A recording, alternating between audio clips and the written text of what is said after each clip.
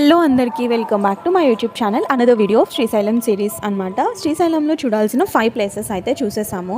ఇంకా ఫైనల్గా మెయిన్గా చూడాల్సిన మన మల్లికార్జున స్వామి టెంపుల్కి వచ్చేసామన్నమాట. శిఖర దర్శనం అయిపోయిన తర్వాత ఇక్కడైతే లోపలికి మనకి ఫోన్స్ ఎలా ఉండదు, అది అందరికీ తెలిసిందే. బట్ ఇక్కడ గోపురం చూస్తేనే ఒక మంచి డివోషనల్ వైబ్ వస్తుంది అందరికీ. ఖచ్చితంగా దర్శనం అయిపోయాక బయటకు వచ్చాక మనకి ఒక ప్లేస్ ఉంటుంది అనమాట, గుడి ఆపోజిట్లోనే, అంటే గోపురం ఎదురుగా. అక్కడ కూర్చుంటే వచ్చే వైబ్ నేను అసలు ఇప్పటికీ కూడా మర్చిపోను.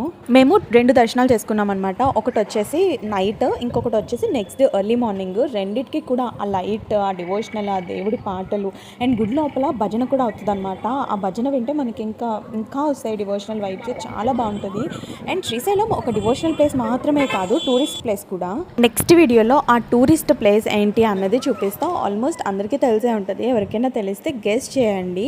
అండ్ వీడియో నచ్చితే లైక్ చేయండి, షేర్ చేయండి, ఛానల్ని సబ్స్క్రైబ్ చేసుకోవడం మర్చిపోదు. బాయ్.